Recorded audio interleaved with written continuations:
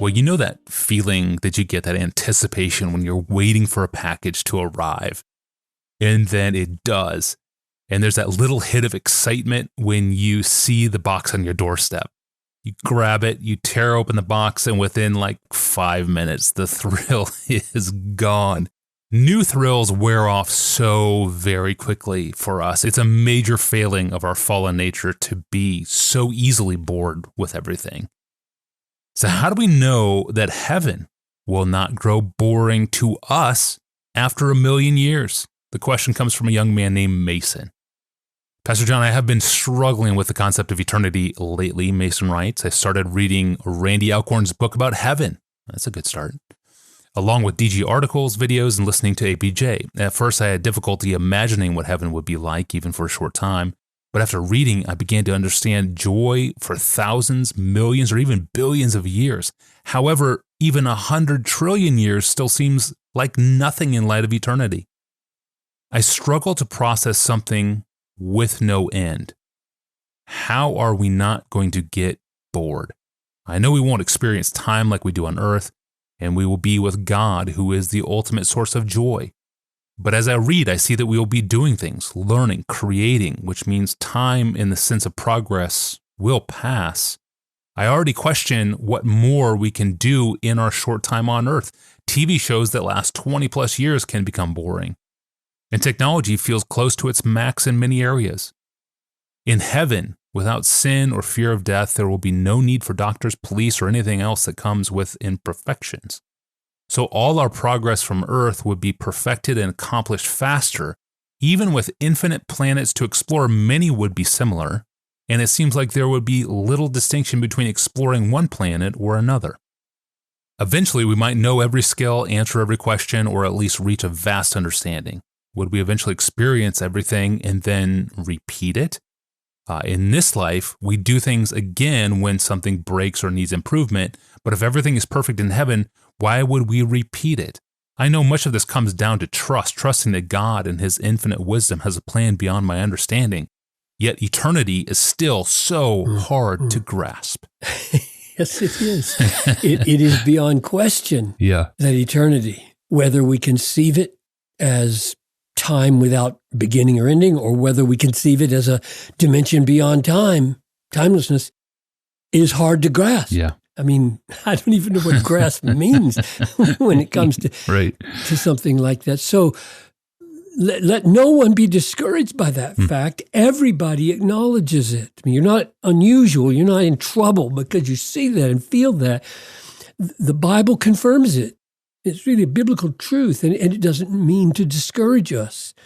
For example, in Ecclesiastes 3, God has put eternity into man's heart, yet so that he cannot find out what God has done from beginning to end.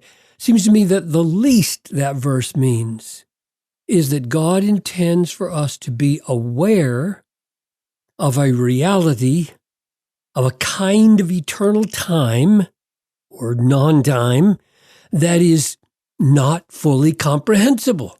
Seems to me that's the least the verse means. He means for us to be aware of what we cannot fully grasp.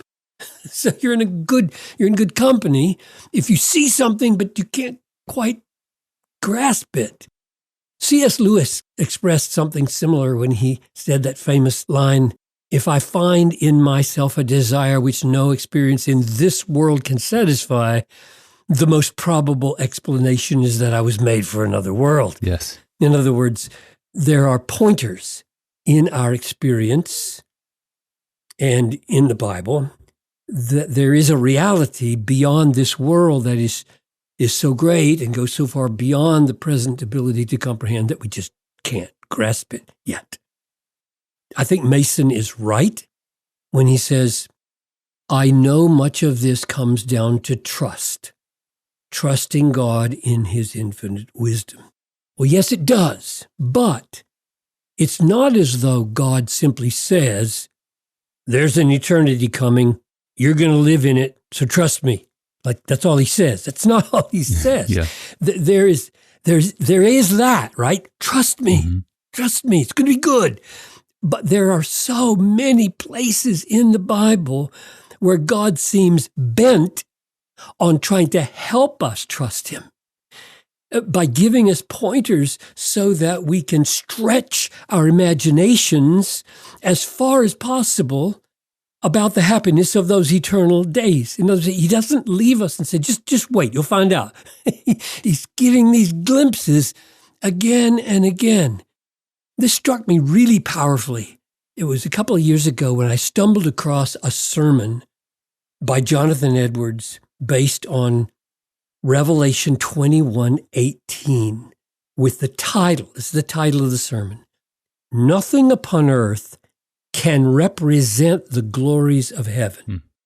Now, Revelation 21:18 is describing the New Jerusalem, which represents the condition of the people of God in the eternal state. Here's the way Edwards puts that.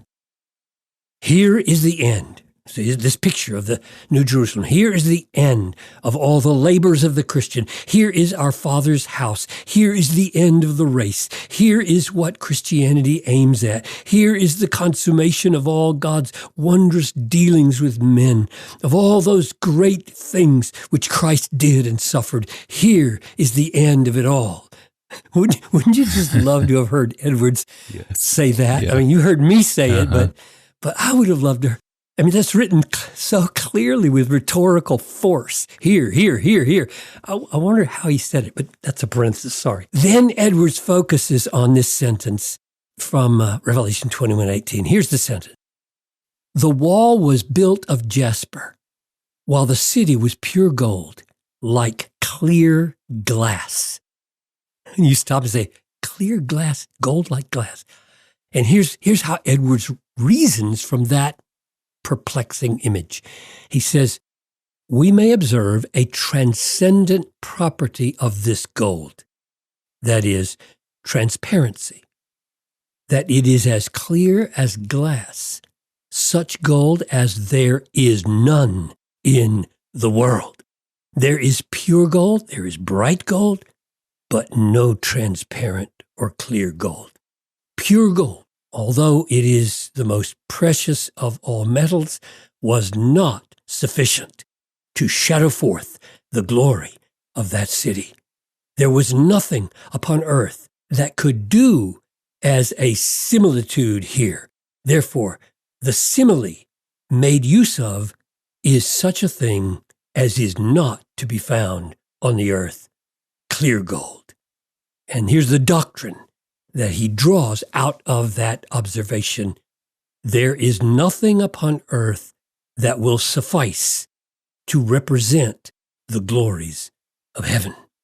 In other words, by the very strangeness of its language, the Bible is trying to help us adjust our minds to the inconceivability of the glories and the happiness of eternity.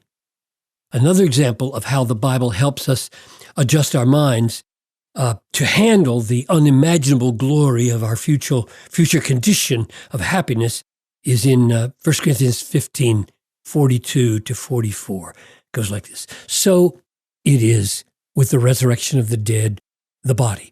The body that is sown, that is, dies, is perishable, while it is raised imperishable.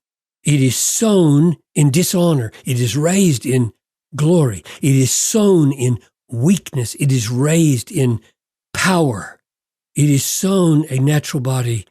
It is raised a spiritual body." That's like clear gold. A spiritual body. The point here is to emphasize that in the resurrection, we are going to be embodied persons, and yet embodied in a way that is like and yet incomprehensibly unlike our present bodies. He describes it as imperishable, glorious, powerful, and spiritual. And the reason that matters is that sometimes we are frightened that our present capacities in this mind and body are so weak, we would never be able to feel the kind of supernatural, eternal joys that would satisfy us for eternity. And Paul is saying, you won't have the same body. Don't panic. You're right. You can't feel it now the way you should, or the way you should then, too. You won't have the same body. You won't have the same limitations. You will have a body perfectly suited to eternal, supernatural, unimaginable pleasures, so unfathomably more capable of enjoyment than you could ever imagine. You won't ever run out of the ability to see glory, be amazed, be refreshed, be thrilled forever.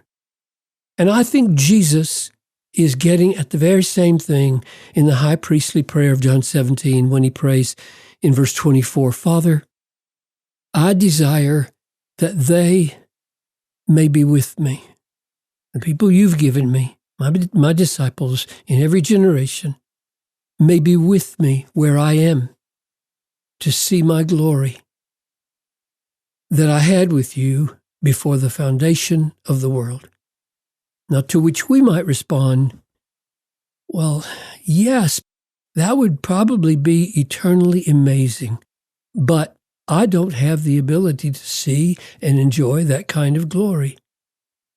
I'm a dud when it comes to seeing glory and feeling it with the kind of admiration that I should, which is why I think Jesus goes on in verse 26 and prays like this, Father, I will continue to make your name known to them so that the love with which you have loved me may be in them.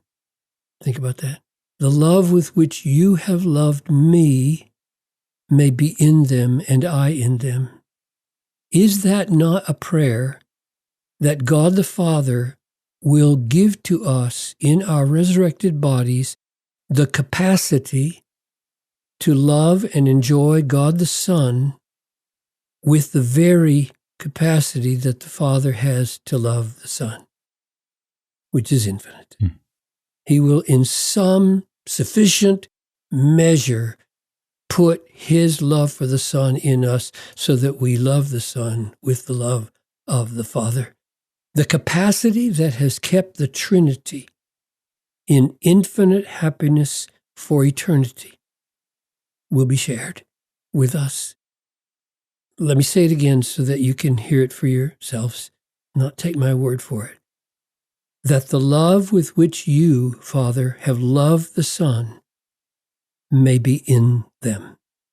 We will be able to love the Son, enjoy the Son, be satisfied in the Son, Jesus Christ, in his glory, with the very love of the Father, which has existed from all eternity and never been bored. So yes, Mason, it does come down to trust now. But God has given us many helps in the Bible to feed that trust with expectation. He helps us again and again to adjust our thinking and our expectations concerning the never-ending glory of eternal joy in his presence. A glorious episode. Thank you, Pastor John, for painting this image for us. It is something I can't stop thinking about. This vision of a world where nothing just absorbs light. There's no black hole that sucks light in, where everything in the new creation is perfect crystal, catching and throwing off light in every direction. The light that is the glory of Christ radiating everywhere. It reminds me of years of driving past downtown Minneapolis on my way to DG in the offices in the morning, and on the clearest days, seeing the sunrise catch the perfect angle to bounce off the glass outside walls of the skyscrapers downtown, just radiating light. Multiply that by infinity, just clear gold, pure glass, every single material thing in the new creation radiating Christ's glory, like a cosmic light show that will delight us forever. Majestic thoughts. But we are back to the pains of life next time. We all know that feeling when life just sort of piles on. All these hard moments, the ones that feel like they might break us, those moments, those actually are more like strength training for the soul. Few of us love to lift weights, and none of us love it when life gets hard, persecutions, trials, the crushing burdens that make us wonder how much more we can take. But here's the thing. God isn't trying to break us. He's making us stronger. Every pinch of pain has purpose. That's the theme next time. I'm Tony Reinke. We'll see you on Thursday.